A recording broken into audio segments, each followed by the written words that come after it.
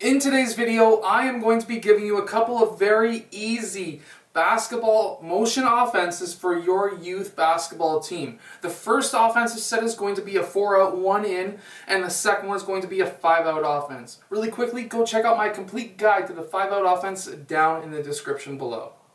Okay, so the first play set I'm going to give you is the 4-out, 1-in offense. Now, really quickly, what we want to do is to have player 1 pass over to player 4 and player 5 to set a screen for player 1. Player 1 is going to be then cutting towards the basket, and of course, if he's open, player 4 could pass him the ball. If that's not open, what we're going to be doing at the same time is having player 2 set that screen away for player 3. Player 3 is going to be then filling the top where player 1 was. The reason why I like this play for the younger age groups is because they have that offside, that weak side screen, so that we can teach our young players how to move off ball and how to set screens for players who don't have the ball. So why this is important is now we can get player 4 to do a quick fake so that player 1 can pass him the ball. Player 3's man is not going to be up here. We always draw our screens to be like this. However, that's not how that's always going to happen. We're going to have that back screen for player 1. If he's open, definitely hit him up. That's going to be a fantastic option. But at the same time, we're going to be setting that screen for player 3, and player 3 is going to be then returning towards that point. This will be a secondary option for at least a 3-point shot. So now we've had a layup option and a 3-point option. At the end of this, we're going to then have player 2 set that screen down for player 1, and now player 1 is going to be popping up top. If he's open, he could hit that 3-point shot. However, what we would be looking to do here is now to swing the offense over to this side. We don't want to be just attacking one side. So to do that, what we can do is to have player 5 set that screen for player 4, and for player 2 to now move up to the high post and set that screen as well for player 4.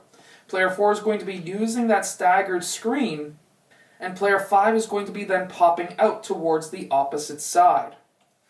Now, when we make that pass over to player 4, we're going to have, again, player 1 cutting towards the basket, and player 2 setting that screen for player 1. Again, if that's open, we're going to be hitting that layup. If that's not open, we're going to be doing the exact same thing as what we did on the other side. We're going to be doing that pin down screen for player 5, and now we can keep on running through that same offense as what we ran on the other side. Now this next play is going to be the 5-out offense. We literally have 5 players outside of the 3-point line. That's why it's called the 5-out offense. And again, if you want the complete guide, down in this description is going to be a link to get the complete guide to the 5-out offense. Now to start the 5-out, I always personally like to have players 4 and 5 set that pin down screen for players 4 and 3.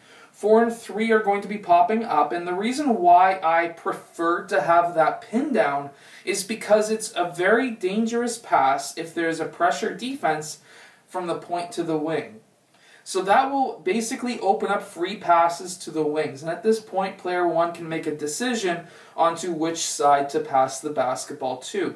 Players 5 and 4 will then clear out towards the corners, and of course now we're going to be having some offense being ran. So after player 1 made that pass, player 1 can now make a decision. He's got 3 decisions to make it easy anyways. He's got 3 decisions to make.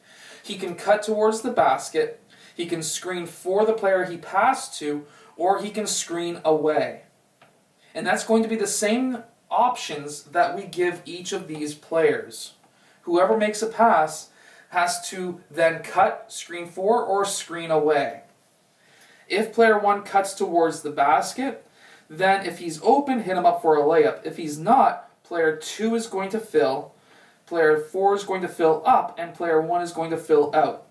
That way we're still in our 5-out offense. The other option is to screen away.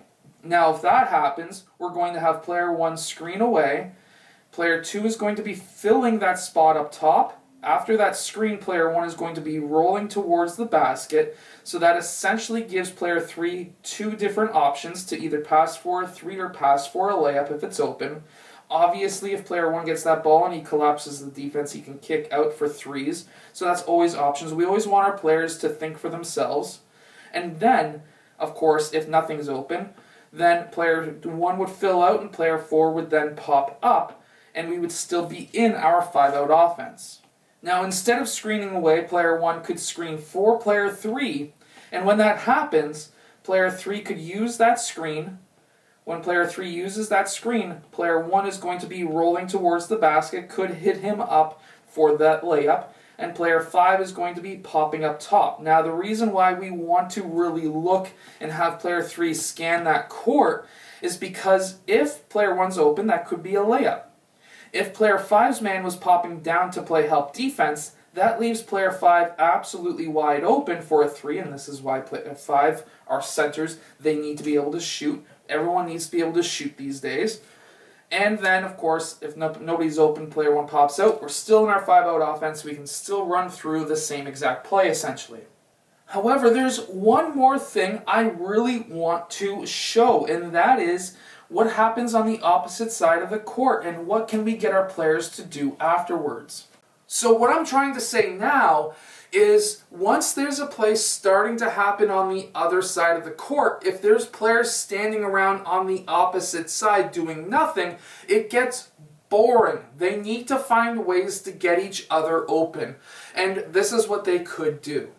So going in with the whole idea that we want our players to think for themselves, we make that point-to-wing pass, and let's say we have player 3. He goes and sets a screen for player 5. Player 5 uses that screen, and player 3 rolls towards the basket. While this is all happening at the same time, maybe we could have a pin-down screen for player 4, and now that gives player 5 not just one option, but it gives him 2 options. And then, let's say he passes to player 4. Well, guess what? Player 2's down here already setting that pin down. Well, guess what? Now we can have player 1 pop up towards that wing, and because, again, moving off ball, filling a spot that's open, and now player 2 could set a screen for player 3, and then player 3 up top could be wide, or out on the corner, could be open for that 3-point shot.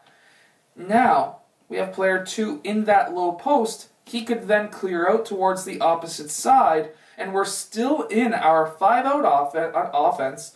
Let's say 4 is not open. He can't get open. Screen away for player 5. Player 5 is open, and then at that point, player 4 can roll towards the basket maybe because he set that screen. Player 1 can fill up top. Player 2 can fill up.